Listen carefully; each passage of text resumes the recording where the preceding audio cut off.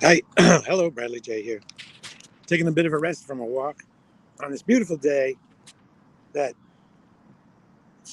awful summer prison is over and I'm free, emancipated. The reason I'm talking to you now is about tipping on takeout.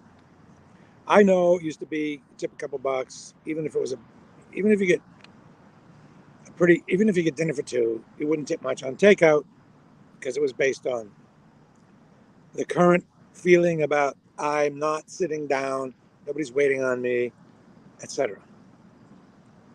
But now there's so much takeout and so many employees have to set up takeout and don't wait on you. Is that dynamic the same? Especially when, if you use, say, Apple Pay or something like that, you're presented with like four choices: 15%. I guess you can leave no tip, 15%, 18, 20, whatever. They see right away what you leave, you spin it around, you hit whatever. So here's what happened today. Taking a nice walk and went to REI, which I like, even though it's expensive, because of the service. I'm a huge fan of service. I pay for service. And after successful shopping there, I went and exchanged some long underwear, which I only wear. Oh, I did not wear it at all. Exchanged some silk long underwear, which I recommend for the winter, even though it is expensive. And if I have spinach in my teeth, you have to forgive me, because it just had a lot of spinach. I can feel it there. Hold on.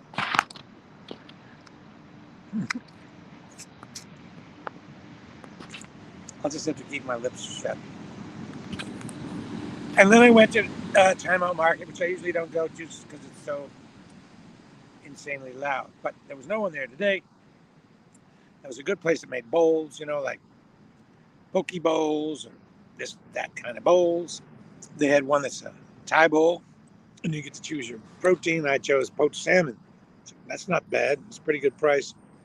The whole thing was $20, including tip, but the price was $14.95 plus tax. There's no, it's just to go. I could have gotten it to eat over there, but the person doesn't wait on me. They prepare it, and then they take my money.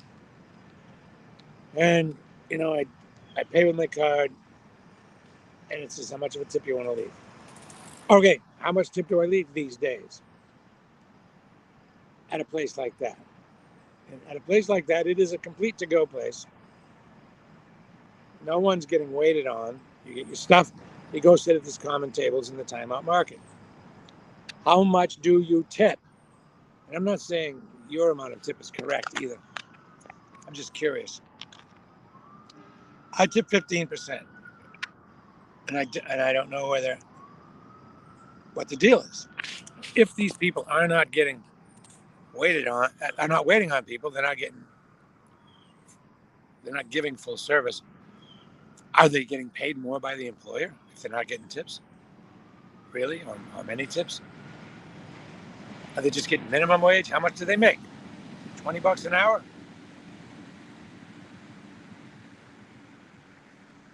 So I don't know. I feel bad, I guess, being a cheapskate to these people.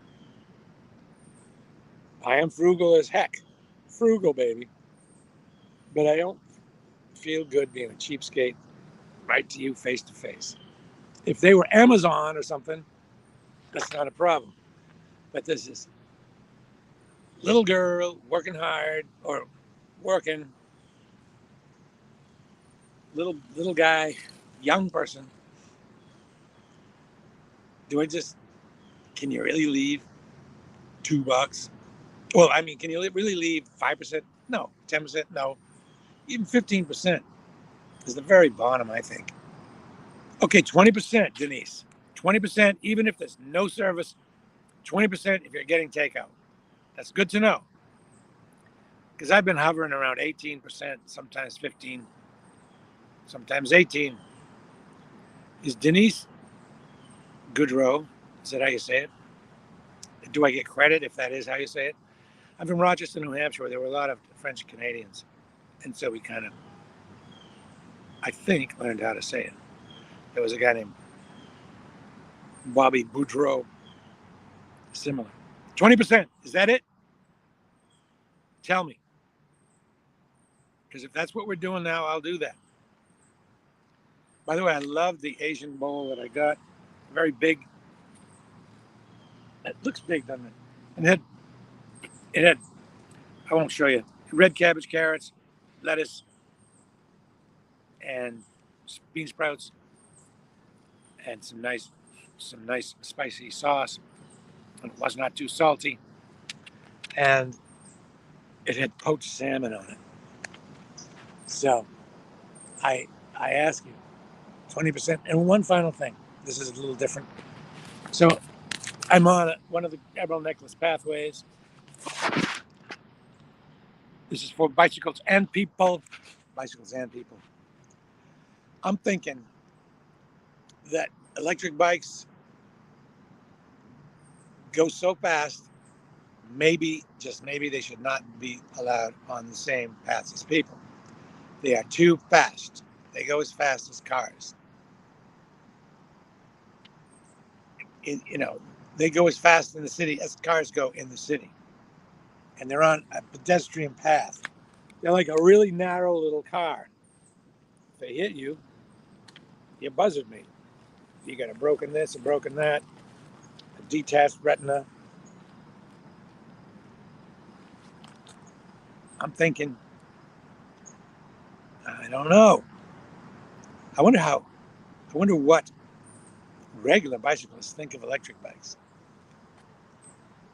I'm not a fan. I mean, I'm a pedestrian, they're dangerous. They go whizzing by.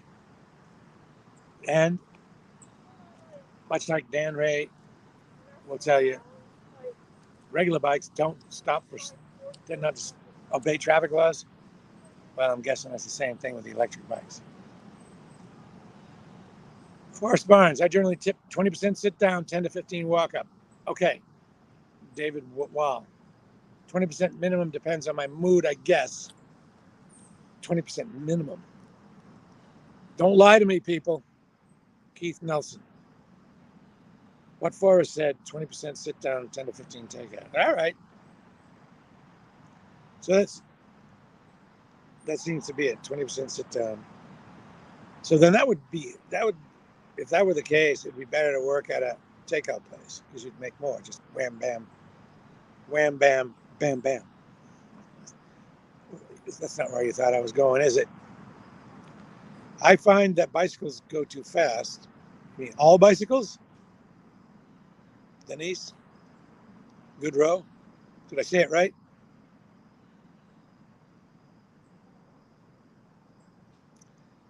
I better get going home now. I might have a small amount of alcohol today. Small. Trying to cut down. It would be great to not drink at all, wouldn't it? Think of the money you'd save. And the calories. I don't drink that much, but it would be better to not drink at all. It's so hard, though, to do anything social without drinks involved. That guy's going at good speed. I can deal with that. Money saved. Geez, calories. Time, because you'd be doing something else productive during that time. But I completely quit drinking for a month. And at the end of the month, it was like, okay, I did that, but, was it worth it? Why? I did it. I proved I could do it. Now I read that booze is a carcinogen. I mean, I need to research that more. if it were a bad carcinogen. I don't know. I need to research that more. Okay. Bike messengers hardly ever follow traffic rules. Yes, it's true. In my experience, and this is my humble opinion, in my experience only, uh, bike messengers are an irritable lot. I used to go to a bike messenger bar down on Kingston Street, Foley's, and there'd be a bunch of them there. So, but they feel, look at this, here we go.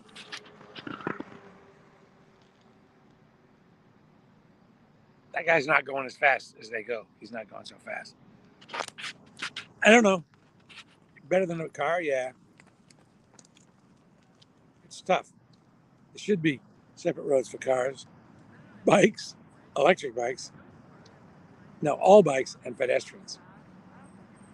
I mean, you couldn't walk. Here's the thing: couldn't walk your dog here. It'd be too dangerous. The dog would move sideways, off to the side, and a bike would kill him, and that would be awful. Got to get a better angle, huh? I think I should travel with a tripod so I don't have to hold it by hand. There's a joke there, and in another time, I would have said it. But now we have there is no sense of humor. None. No humor. Can't make a joke. Too dangerous. Okay, I'll go now. There's a regular bike guy. All right, see you later. Bye.